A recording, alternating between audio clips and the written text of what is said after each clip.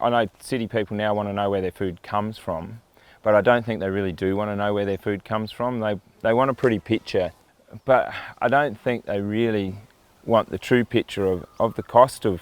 There's 1 or 2 farmers every month committing suicide. Yeah, well, this is a really good farm, and it's known to be one of the best farms in the district. The challenge is we can't afford the water at the current pricing to put on the place to make it pay. You know, like water security is what the backbone of the farm's based on, and when that's swept out from under our feet, it's very hard to have a business model that is successful. But what we see happen is where someone can actually have tens of millions of dollars which they have sunk into their business, but because of the way things are set up right now, that is functionally useless to that person. That someone might have $10 million worth of permanent water, but they have zero allocation. At the moment, I should be milking 300 cows on this farm. We're currently milking 80 once a day because we've just run out of food. Like, there's just no feed left for our cows. Water at the moment's selling for $660. I paid last week for some, which it should be under 100.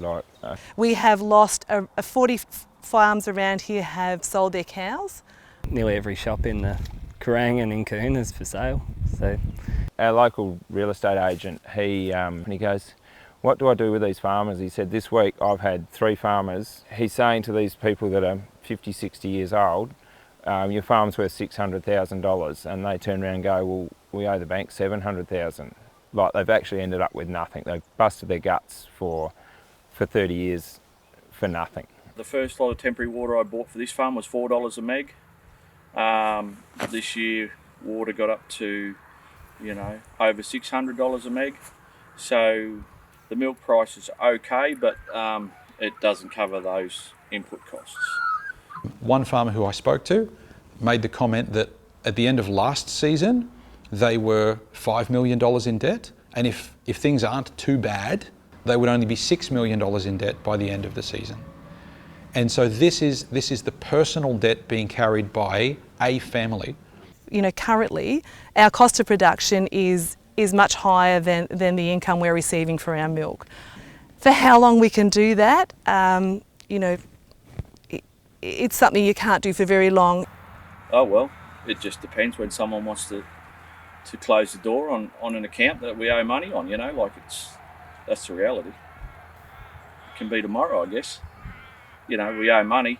We're trying our hardest, but unless something changes, it seems pretty clear that the economic effect, the sociological effect, is only going to get worse. So anxiety is already something which is kind of escalating. Stress, financial pressure, all of these things are things which across the board are escalating amongst particularly farming families and farming communities. Catherine and I built this farm up. We started with nothing. We worked hard. We worked day and night, year in, year out. And she was getting skinnier. And I think it comes back to stress. There was a lot of stress. She got esophageal cancer, and 18 months after she was diagnosed, she was gone. And that left me here, bring kids up and do all of that. But we got there because we're thick-skinned. Like, farmers are thick-skinned. They'll find a way through where they can. But it's sort of, we got 2 young kids, and it sort of puts a strain on your marriage, and you're wondering what you're doing it for, and then you want to keep in it because you have to, really. You've really got not many other choices. And we do like doing what we're doing, but after the last 12 months, there's a question there. Do we love it enough to keep going backwards with wondering about your future every day, wondering about where your kids are going to be, all that stuff? I want the kids to be able to enjoy this. This is their heritage. This is what their late mum and I built this farm up, and this is all they got left of that, memories of their mum. So they want to keep this thing going for that reason alone. It all stems on this irrigation, and if it's going to price itself where it is now, there's just not a chance it can work. Not a chance. Imagine me passing on this debt to my children. How are they going to farm with this sort of debt, with this pressure, with this unknowing whether they're going to get water or not, year upon year? How one would wish that upon their children.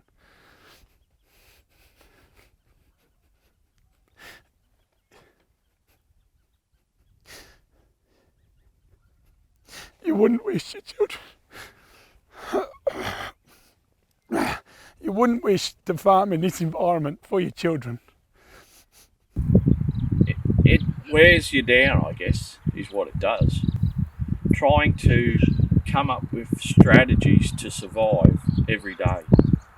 But if you're having a bad day, it's just you're not yourself. You know, like anything can make you snap. You want to be a different person than what you are. It was horrible to be around, and it was actually one weekend my son come back from Melbourne, and it was just a little thing in the dairy when he was helping me. I just exploded at him, and it was then I'd said, right, I need to go to the doctor and get this looked at and get medicated again.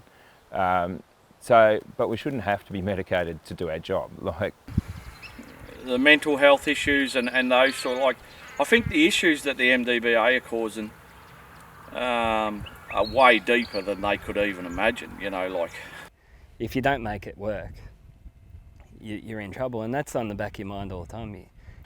So I had a stage there where every decision I made was bad. It was like I had a choice between a bad decision or a badder decision. Like there was no, this is going to be all right. It was like, we're going to lose this much money or we're going to lose that much money. And in a worst case scenario, when depression has sunk in, when anxiety has sunk in, we are seeing farmers take their lives.